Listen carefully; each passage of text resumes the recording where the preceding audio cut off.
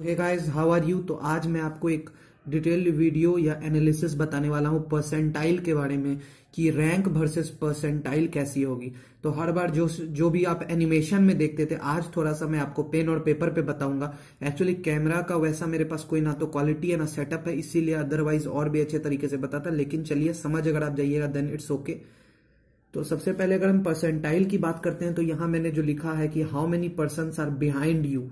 तो परसेंटाइल मतलब बेसिकली वही हो गया कि कितने लोग आपसे पीछे हैं। जैसे अगर मैं कहता हूं कि 90 परसेंटाइल, तो 90 परसेंटाइल मतलब क्या हो गया कि 90 लोग आपसे लगभग पीछे हैं और आप 90 लोगों से आगे हैं, तो आपका परसेंटाइल 90। अगर 100 लोगों की गिनती करें, अगर आपका 90 परसेंटाइल है मतलब आपका रैंक लगभग 10 होगा, 9 होगा और 90 लोग आपसे पीछे हैं, तो इसको हम लोग कह देंगे 90 परसेंटाइल। तो इसका मतलब ये एक गुड स्कोर है या नहीं, ये नहीं कि अब हम मेरा 90 परसेंटाइल आ गया तो हम सोच रहे हैं कि यार ये तो 90 परसेंटाइल आ गया, अब तो मेरा सब कुछ हो गया, it's a very good score. No, it's not a very good score, it's a very average score. कैसे, मैं आपको आगे बताऊंगा। हाँ, 90% एक अलग चीज होती है और परसेंटाइल अलग चीज होती है। परसेंटाइल बेसिकली होता है how many persons are behind you. मैंने पहले भी कहा है कि आपसे पीछे कितने लोग हैं। तो जैसे कि आप इसमें भी देख सकते हैं कि आपका जो 90 परसेंटाइल, ये 1 लाख पीपल अगर एग्जाम दे रहे हैं, अगर आपका 90 परसेंटाइल है तो 90 परसेंटाइल रिप्रेजेंट क्या कर रहा है कि लगभग आपका 10,000 रैंक आएगा। मतलब 90,000 लोग आपसे पीछे हैं।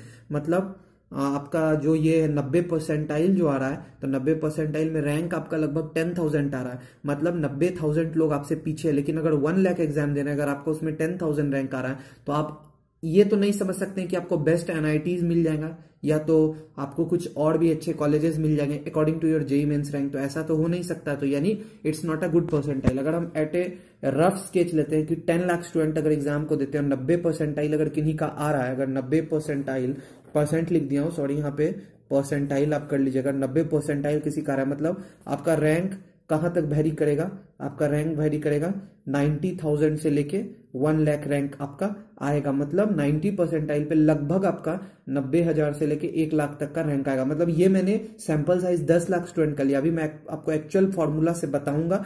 एक्चुअली ये एक्चुअल फॉर्मूला मैं खुद जनरेट नहीं किया हूं, लेकिन मैंने जो भी अच्छे आपके जो भी कोचिंग इंस्टीट्यूट्स है तो वहां से इंफॉर्मेशन गैदर की और आपके लिए एक सिंपल भाषा में एक वीडियो को बनाया हूं।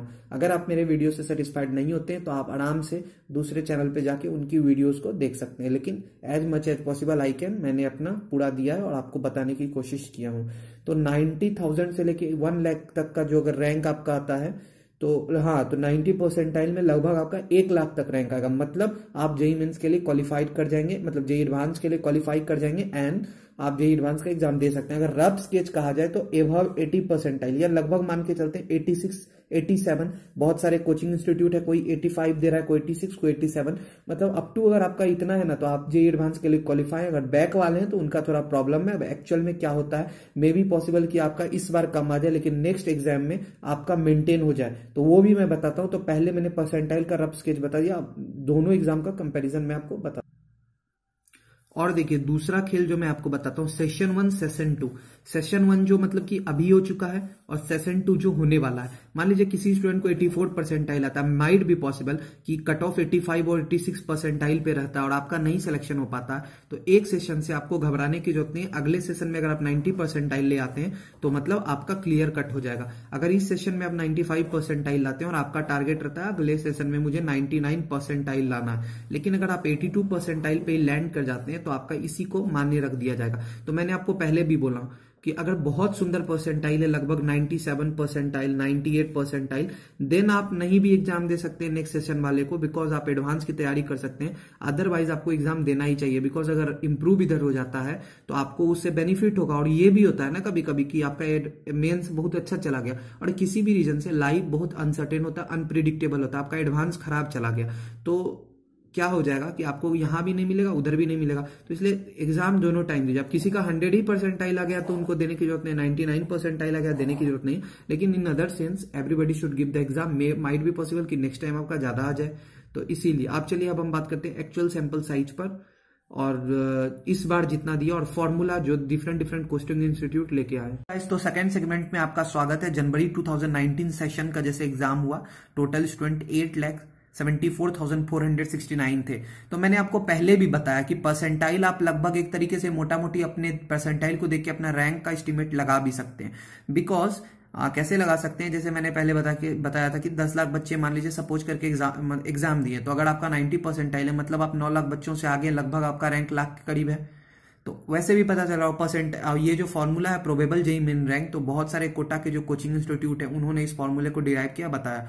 अगर आप मेरे वीडियो से सेटिस्फाई नहीं है तो आप उनके वीडियो को भी जाके देख सकते हैं, रिसर्च करिएगा, लेकिन बात लगभग यही होगा।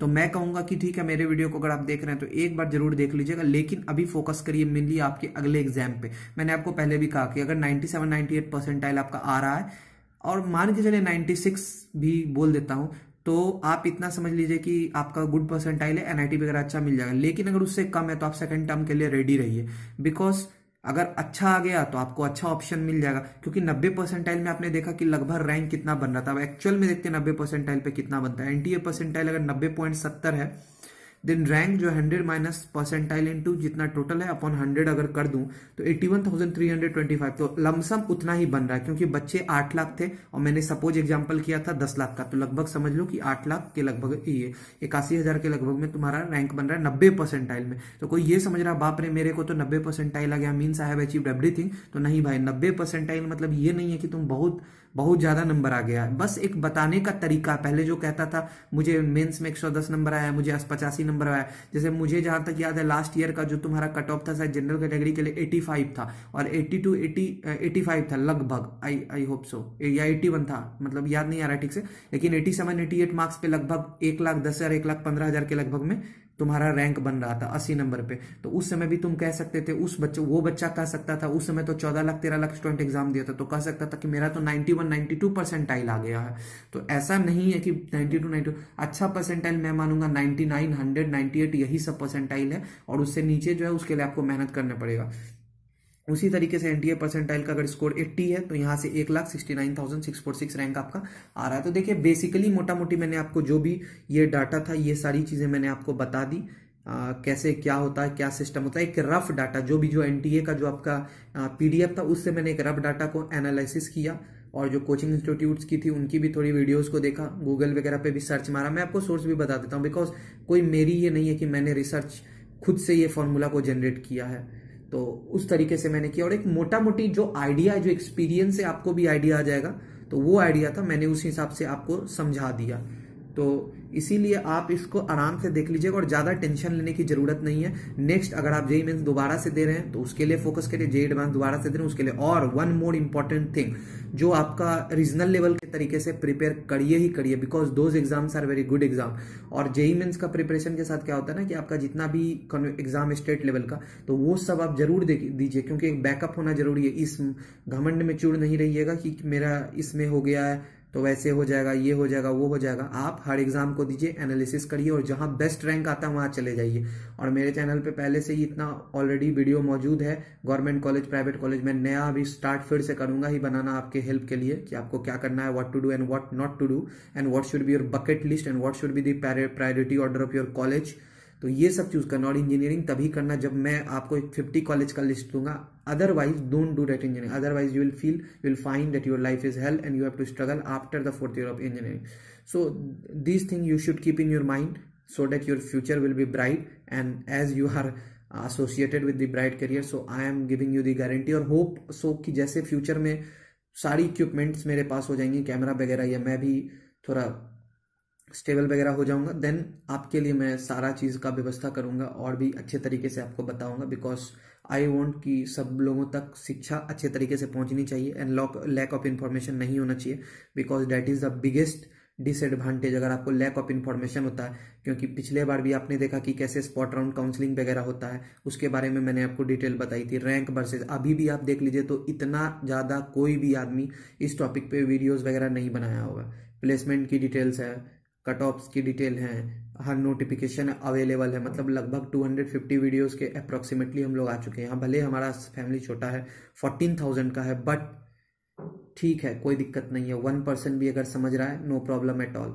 कम से कम जिनको समझ रहा है वो कहते हैं कि हाँ सर अच्छा जा रहा है, या भैया ही हाँ भैया अच्छा हो रहा है, तो ये एक अच्छा लगता है कि चलो यार, जो एटलीस्ट मैंने अपने टाइम में, मुझे लैक ऑफ इन्फॉर्मेशन था, मैंने गलतियां की, you should not do that mistake again. So you should learn this thing. क्योंकि होता है क्या कि जब हम घर में छोटे होते हैं, या घर में सबसे छोटे में तो चलो फायदा मिल जाता है बड़ों का, लेकिन अगर हम बड़े होते हैं तो we have to give the part to our juniors. अगर हम ही बड़े होते हैं और हमें ही कोई नहीं पार्ट देता तो बाद में हम सोचते हैं अरे अगर वैसे करते तो ऐसा होता।